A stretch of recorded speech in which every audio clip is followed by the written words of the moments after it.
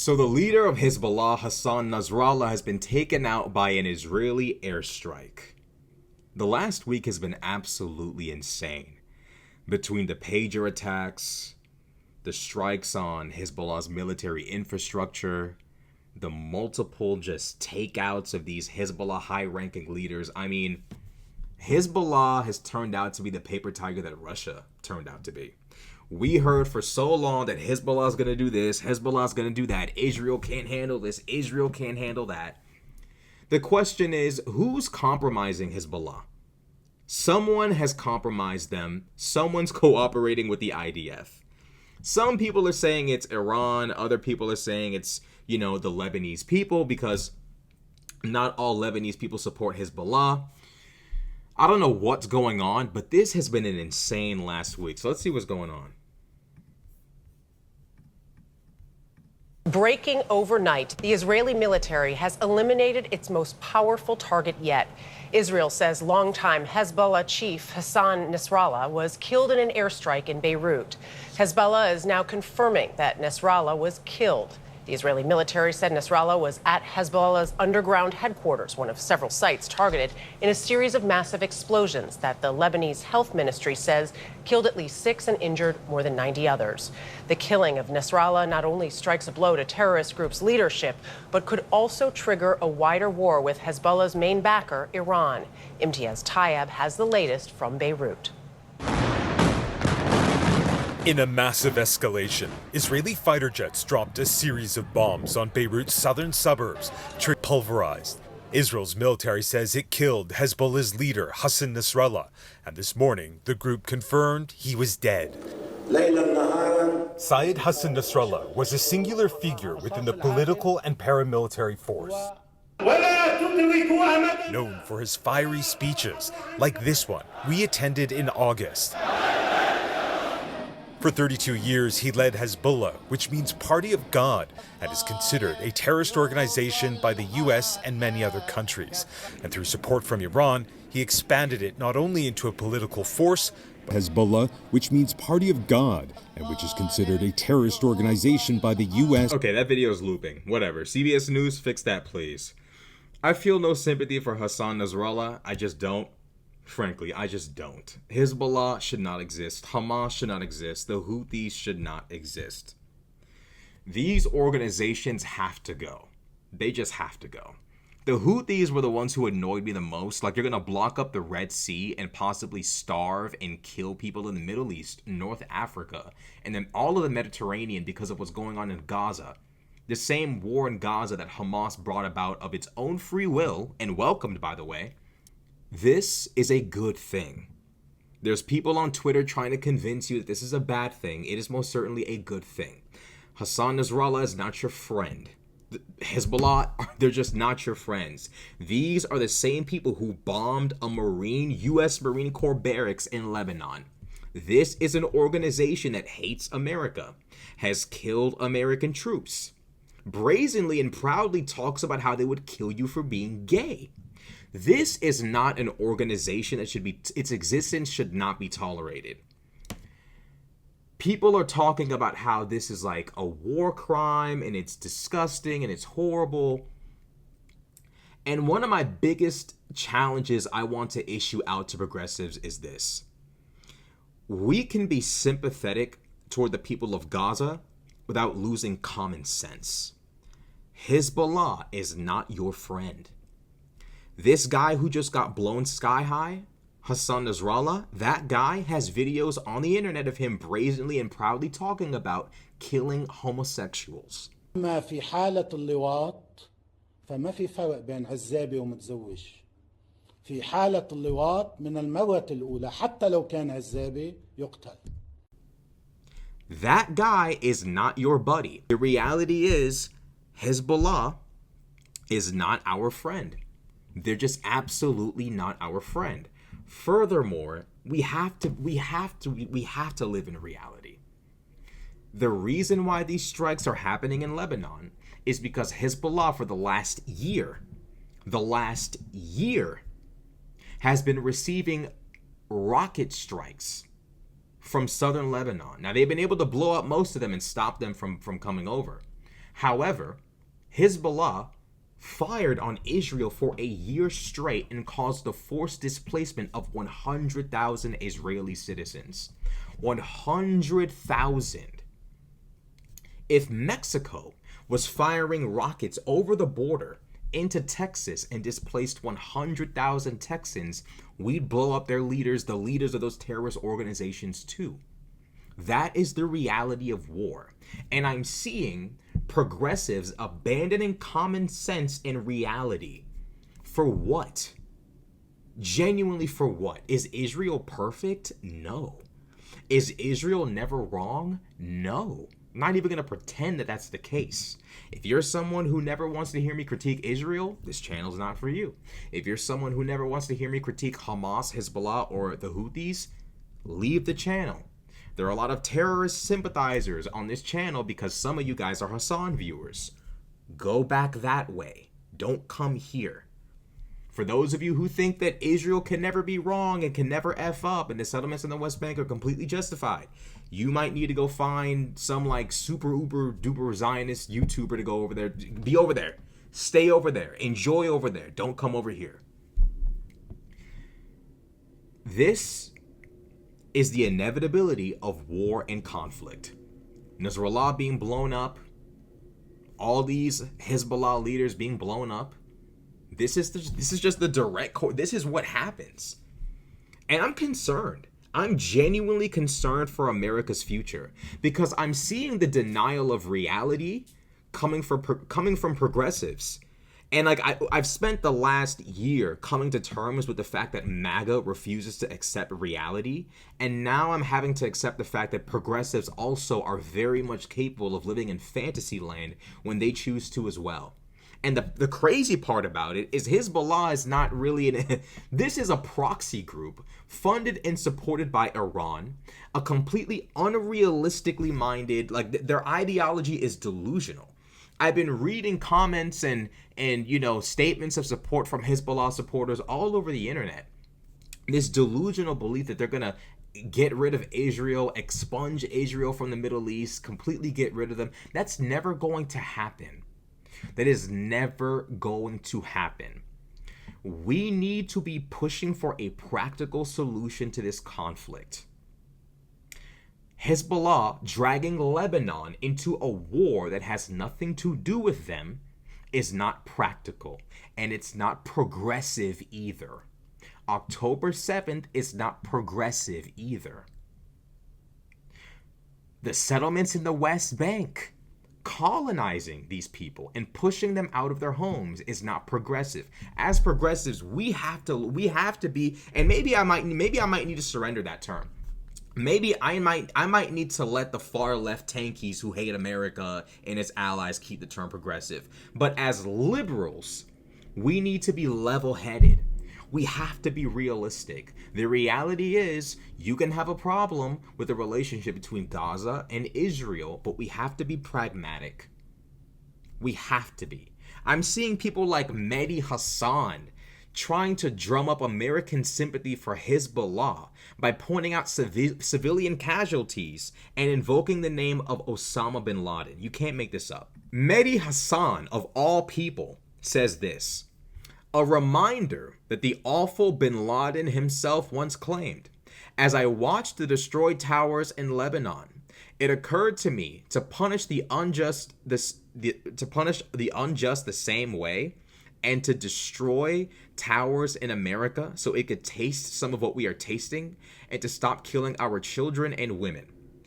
Again, Osama bin Laden was a lunatic. He was not a Lebanese man. He was a Saudi Arabian man. He was not Lebanese. So when he says our children and women, he means Muslim children and women. This is a man who lived, he's dead now. He got taken out by a squad of white boys with fucking 6 night vision goggles and fucking rifles. Osama bin Laden lived in the 1100s. He viewed Western foreign policy in the Middle East as a battle between the Muslim and the non-Muslim. This is delusional. It is absolutely delusional. It is ridiculous. And Mehdi Hassan should know better. This mentality is childish. Constantly risking the stability of the world over like this pan-Muslim identity is insane. It is insane. This tweet is ridiculous. This tweet is absolutely insane.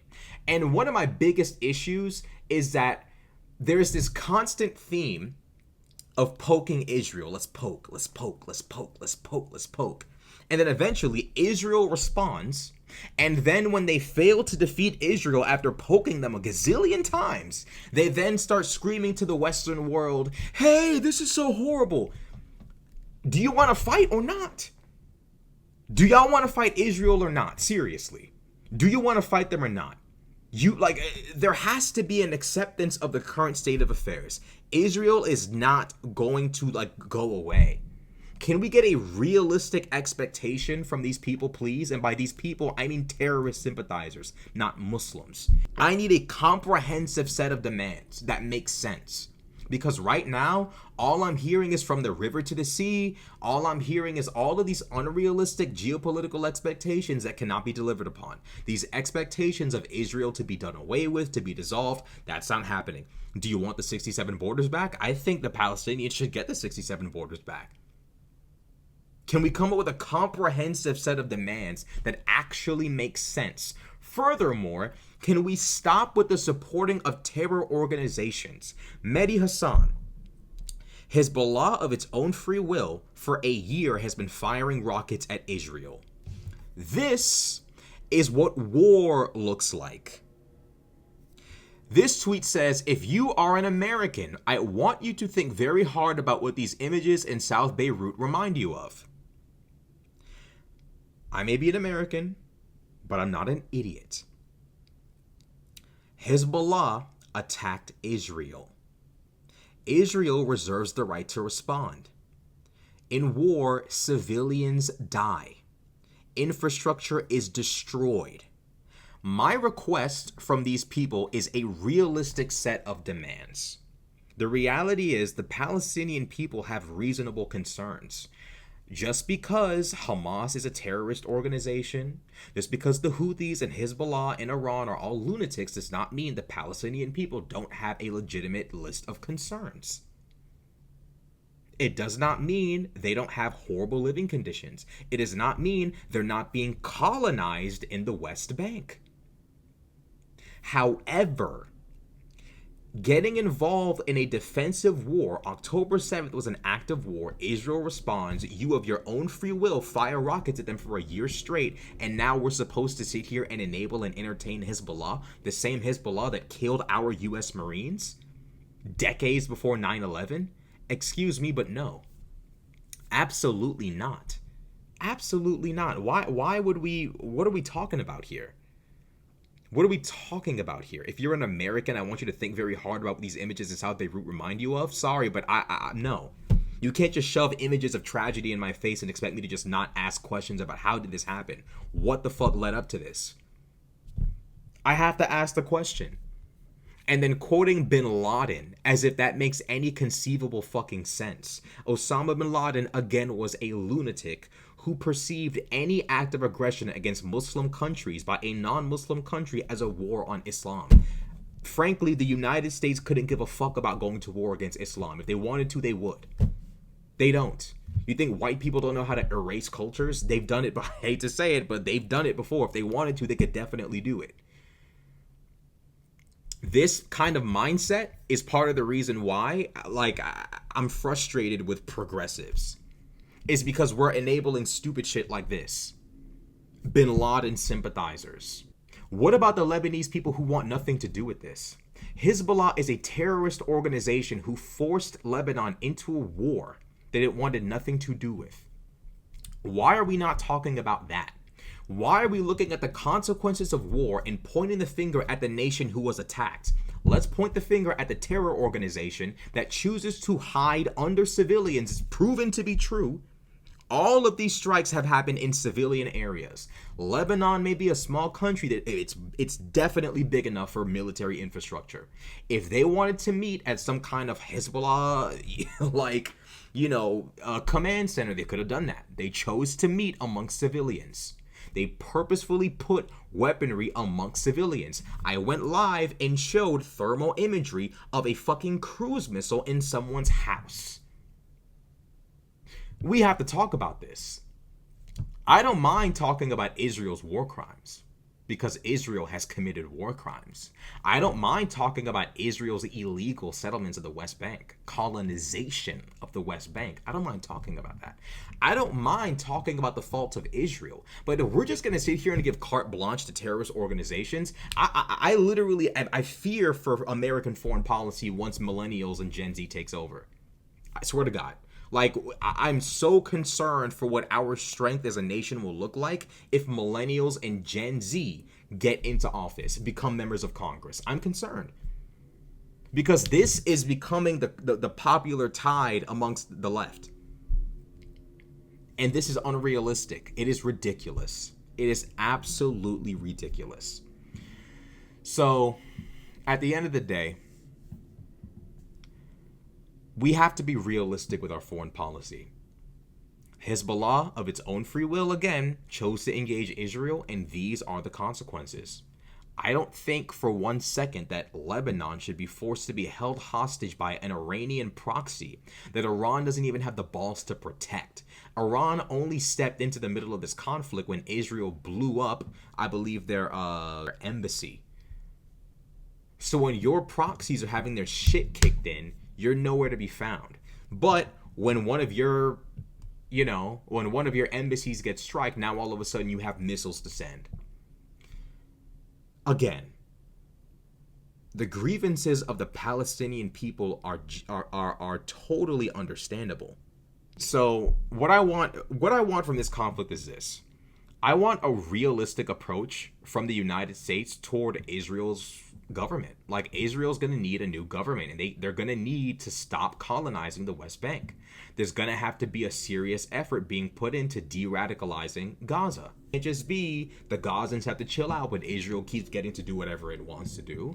And it can't be vice versa. There has to be international pressure on Israel to clean up its act, to behave, to de-radicalize the Palestinian people, to rebuild Gaza, to give them the opportunities, to give them the infrastructure and the quality of life that they deserve, and to rid the Middle East of Iran's disgusting proxies like Hezbollah and the Houthis that are willing to tank the entire world if it means waging war on Israel.